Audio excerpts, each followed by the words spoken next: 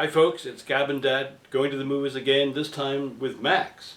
Gab's son Max, my grandson, and last night we went to see Where the Wild Things Are.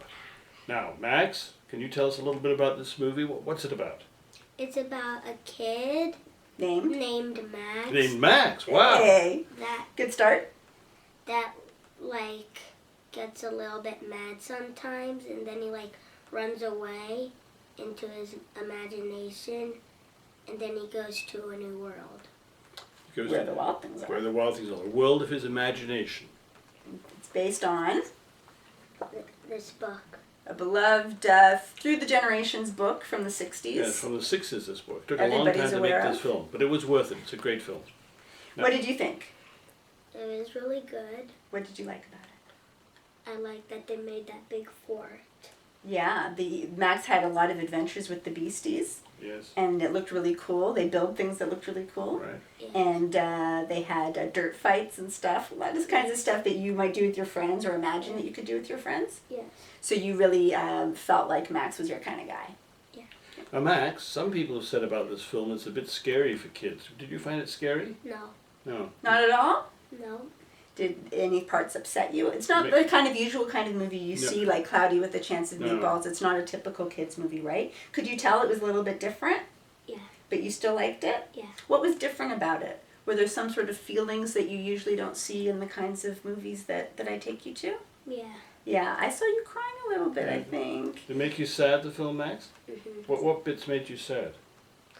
Like when he runs away from his parents. From his mom, yeah. Yeah. Yeah. Were you worried about what would happen? Yeah. And some parts when he's with the Beasties, because they were kind of like a family too. They would have some sort of arguments, Oh, and not yes. everybody was nice all the The time. Beasties had arguments that all us humans can recognize, right? Yeah. We've had those arguments. The Beasties make Max their king because they need a little bit of leadership, but then they show familiar patterns that sort of like a dysfunctional family. Yes. That it's not all touchy feely. Definitely, they had their character flaws. Each of the beasts have their own sort of personalities. Very much so. In a way, you could say they might represent elements of Max's personality and representing people Max knows in his real life. And so, the good and the bad that comes with real people. The lead Beastie, by the way, is played by, the voice is James Gandolfini, better known as Tony Soprano. And he is brilliant at this, I think. All the voice he's acting wonderful. was wonderful, and Yeah. the beasts themselves, they're created by the Jim Henson company, from the Muppets, and they were these puppets, but there were actors in them, and then the facial expressions were CGI'd, and just conveyed real personality. You really felt these characters as if they were real characters. I think this is a wonderful movie. It's wonderful in the way it depicts the exuberance and joy of being a child. I think that comes Through Max. Yeah, through Max. It comes through very strongly. But it's also wonderful in the way it shows the pain and sorrow that a child, like everybody else, can experience. And both these things are in the movie, and they're both shown in a very moving and beautiful fashion, also a visually beautiful fashion. Definitely It's a wonderful visually. movie to watch. To me, the irony of this film, in a sense, is that it sort of builds a kid's film, but it's perhaps the most adult film that we've seen this year. It's It very deals with important themes in a very sensitive and sophisticated and subtle way. It's a wonderful film. It's very emotionally sophisticated, and I Right. would agree with you that it's more of an adult film. Even Max's feelings and experiences and the Beasties represent not just childhood feelings and experiences, but that really of any age. I think everyone can relate to a lot of the things that are going on with the relationships and the inner turmoil that these characters are having, that are things that we experience throughout our lives. Anyone who's part of a family or who seeks unconditional love, who seeks, self-understanding, all of these very deep Right. but continually human issues throughout our lives. It's all there. It's amazingly layered, especially for something that's based on a children's book that's about 10 sentences long. Yeah. The script writers, Spike Jonze and Dave Eggers, and in collaboration with the original author, have brought so much rich emotional layering to this film. It's really quite extraordinary. And then in the context of the visual layers, it's I haven't even reconciled fully to everything I feel about this movie yet. I must see it again because there's so much to it. Yeah, it's very poetic. And as I say again, it's visually very beautiful. For example, some of those shots of the little boy Max in the boat were really superb.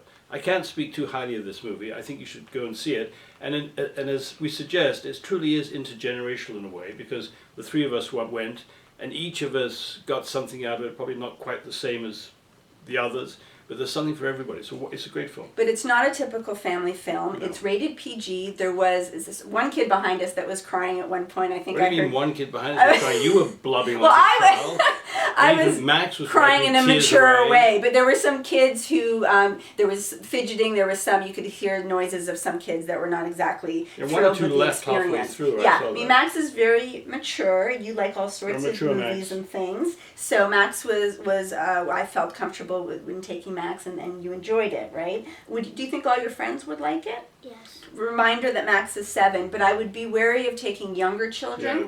Make sure that your children have a good sort of emotional sensibility about, because it's not your typical feel good. There aren't neat emotions and very clear lessons, and that's what's so wonderful about it. But just beware in terms of thinking of it as a family film.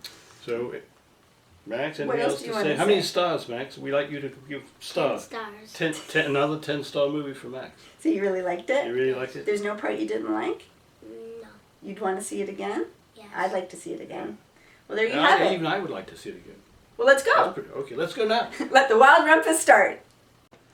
It's time for Gab and Dad's October DVD giveaway.